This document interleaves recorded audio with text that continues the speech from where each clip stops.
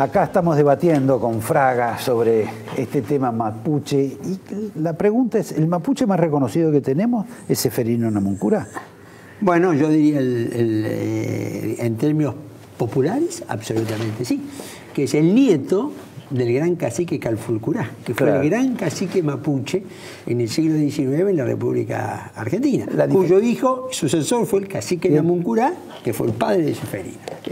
Namuncurá, el curá tiene que ver el significado con piedra, con algo así. Sí, pero eso no, el Calfulcurá. Ahí venía el tema, ¿viste? Ahora, ¿qué es lo que sucede, viste? El abuelo era el Napoleón de la Patagonia. De las Pampas. El Napoleón de las Pampas porque ni siquiera de la Patagonia. De las Pampas. Porque ellos llegaban hasta casi a la capital federal. Bueno, lo que vos te referís a eso fue el Gran Malón de 1871, que fue el malón más grande que hicieron los indios, en este caso encabezado por Calfulcurá, que fue un malón que participaron 5.000 indios de lanza, como se decía en esa época, viste los que... 5.000 indios de lanza. Ese fue el malón más importante, que sí, casi llega hasta Luján, que Sarmiento era el presidente, porque fue justo en el medio de la presidencia de Sarmiento, que fue en 1868 y 1874. Y bueno, se cuenta la anécdota de que Sarmiento estaba histérico, casi en ataque de nervios, porque veía que el malón le podía llegar a la ciudad de Buenos Aires. Y decía, ¿dónde está el ejército? ¿Dónde está? ¿Por qué no los paran? Etcétera, etcétera. Que después lo frenaron. ¿No es cierto? Es decir, lo frenaron cuando ya se iba retirando Calfulcurá con aproximadamente 100.000 cabezas que habían de ganado que había. Claro, porque en realidad lo que ellos hacían era llevarse las cabezas de ganado. Para eso se había hecho la zanja de Alsina, para que no se pudieran llevarlas. ¿Sabes que Alsina, que todavía, viste, estaba hecho, bueno... Perdón, hay que recordar que son casi 400 kilómetros, como de acá a Mar del Plata. Claro, pero vos lo siguiente, es decir, que la zanja de Alsina viene después. Alsina es el ministro de Guerra de Avellaneda, que es presidente de 1874-1880. Alsina. Que ahí es cuando los exterminan o los terminan a los mapuches. Bueno, yo te diría que el punto de inflexión es en 1800, porque el Gran Malón termina en la batalla o combate de San Carlos. Exacto. Ahí, cerca Bolívar. Entre Bolívar, Junín, viste, en esa parte, donde Calfulcurá es derrotado por primera vez. Pero se lleva el botín, las cabezas. Pero esa batalla de San Carlos, que muchos, ¿viste? Es la batalla, digamos, donde pierde Calfulcurá, en realidad fue una batalla entre indios. Claro, por Catriel. Claro, porque ¿viste? De los 5.000 del malón, tiene 3.000 en ese momento de Calfulcurá, los otros se van llevando el botín, como vos decís, y lo enfrenta el coronel Rivas, que trae una fuerza que son 1.100 indios del cacique Catriel, de los indios amigos del gobierno, y 400 que eran 200 soldados de línea profesional y 200 que eran guardias nacionales, civiles, que se habían organizado. Y en realidad, ¿no es cierto?, el que decide ese combate o esa batalla a favor del gobierno nacional es Catriel. Es el cacique Catriel. No demasiado bien reconocido en la Argentina. Bueno, Catriel después muere en el año 1874. ¿No es cierto? Muere en 1874 porque él se suma a la revolución mitrista contra el gobierno, contra el final de Avellaneda, para el final de Sarmiento, para que Avellaneda llegue a la presidencia. Y Catriel, ¿no es cierto?, se pasa a Mitre, pierde Mitre y a Catriel va preso. Y lo entregan al hermano de Catriel, otro hijo, ¿no es cierto?, otro, que lo mata a Catriel, ¿no es cierto? Lo mata a su hermano. Una historia muy trágica en ella. Pero el punto está, a ver, yo diría, digamos, ¿viste? Es decir, en este tema hay un historiador muy reconocido, Roberto Delmiro Porcel, que lo que ha demostrado claramente es que los mapuches no son un pueblo originario. No estaban en el momento que llegan los españoles, empiezan a entrar en la segunda mitad del siglo XVIII a la Argentina, estaban en la Araucanía. En Chile, claro, en realidad eran araucanos, ¿no es cierto? Empiezan a entrar en ese momento y la gran entrada es en torno al año 1833-34. Que Calfulcurá viene de Chile, entra, ¿no es cierto?, convocado por Rosas, paradójicamente, ¿no es cierto?, que acababa de hacer su expedición punitiva hacia los indios hasta el Río Colorado. Pero ahí Rosas perseguía a los ranqueles, tehuelches, borogán, en fin, una serie de tribus que estaban. Entra, como por escrito, en cartas, porque lo reconoce Cafurcurá, que fue Rosas el que lo llama que entra. Él entra, ¿no es cierto? Bueno, ¿por qué lo convocó Rosas? Bueno, algunos historiadores sostienen porque lo veía como alguien que podía ordenar el problema indio, ¿no es cierto? Liderarlo y tener con quién negociar y ordenar. En realidad lo ordenó porque liquidó a los tehuelches, liquidó a toda la población indígena que había. No sé si la población, pero sí a los caciques.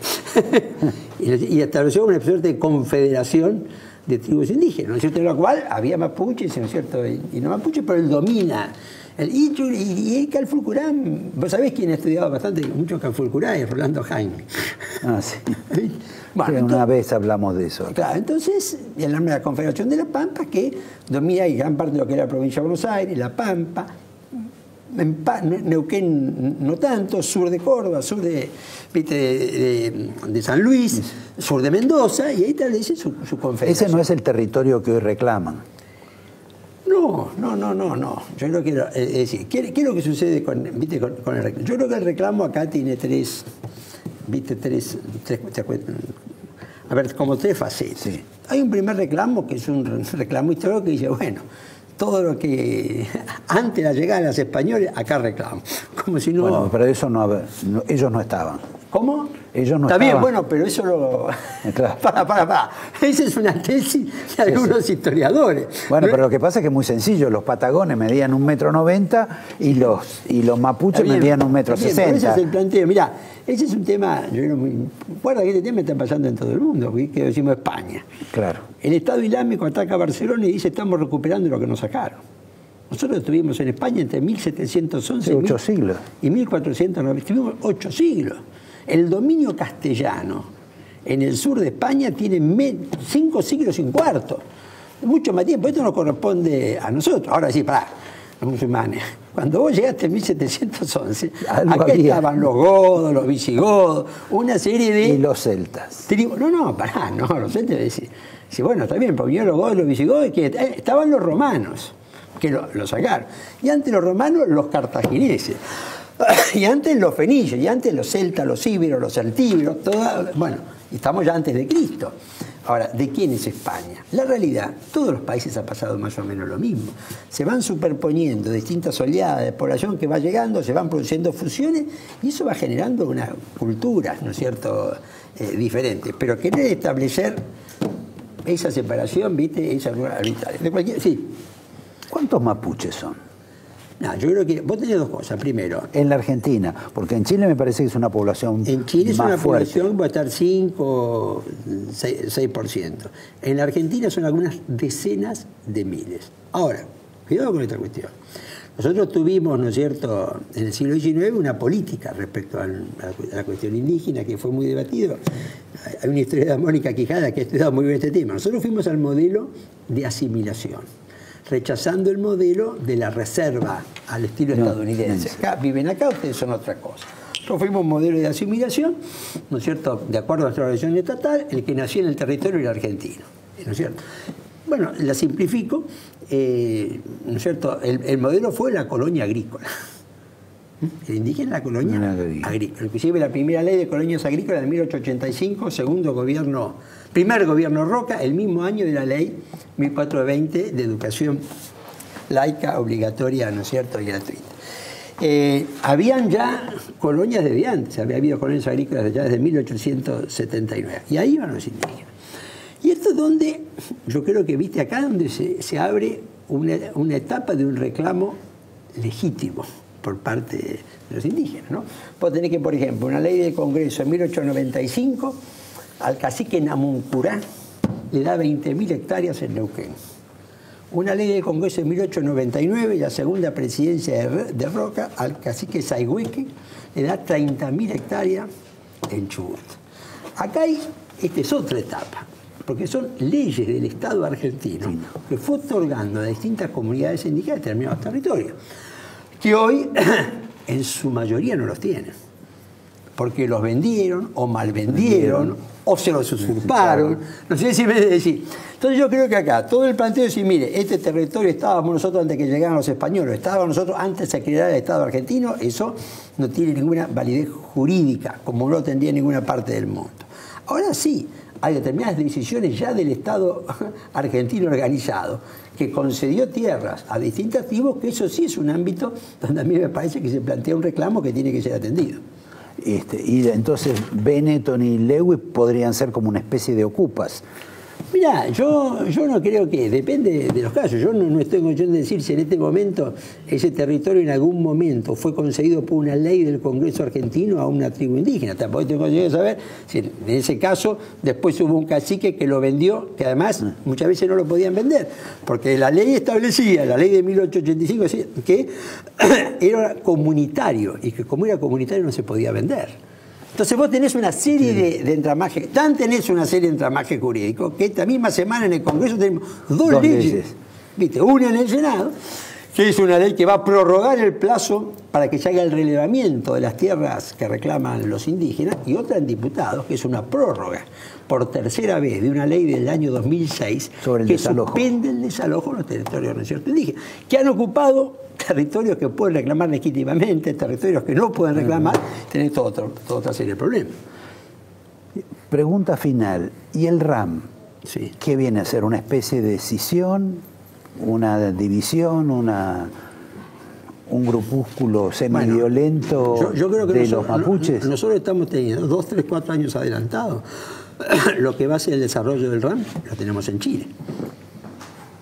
En Chile vos tenés hace 3 semanas 29 camiones destruidos. Sí. Tuviste hace 6 días 8 consejeros mapuches detenidos. El fiscal les pide una pena mínima de 12 años de prisión. Tenés un desarrollo mucho más grande. Es un grupo radicalizado. Existe también la Confederación Mapuche, que tiene una serie de reclamos, ¿no es cierto?, pero que no está en la posición del RAM. Yo te lo digo simple, es decir, la Confederación Mapuche canta el himno argentino en mapuche. El RAM desconoce el Estado, ¿no es cierto?, argentino. Y estas son cosas que hay que tener, digamos, tomarlo con cierto cuidado, porque estás en un proceso global donde la idea de, yo como digo, hemos tenido hoy el referéndum en el Kurdistán iraquí hacia la independencia del Kurdistán iraquí, como tenemos el 1 de octubre en Cataluña. Esto de soy una nación que me quiero transformar en Estado, hay que prestarle atención. Y esto no quiere decir que uno no se olvide de Maldonado.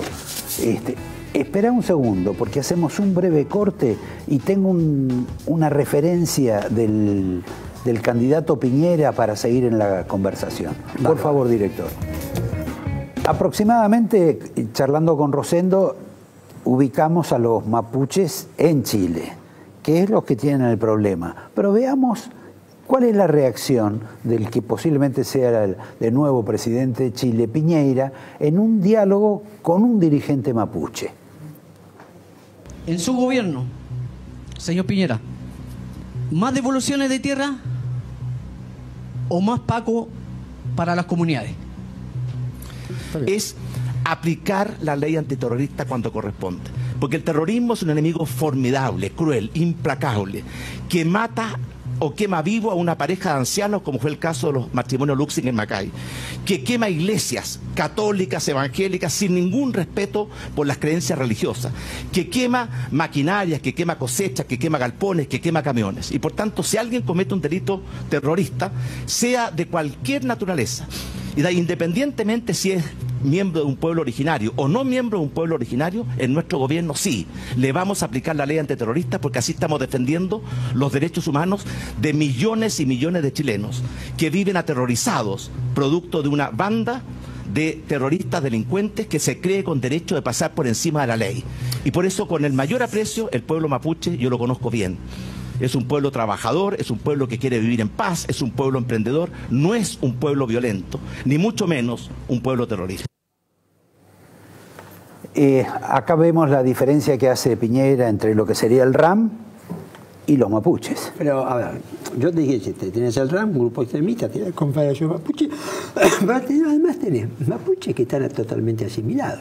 Viste que el gobierno tiene 77 hechos de violencia generados por los extremistas mapuches en Neuquén, Chubut y Río Negro.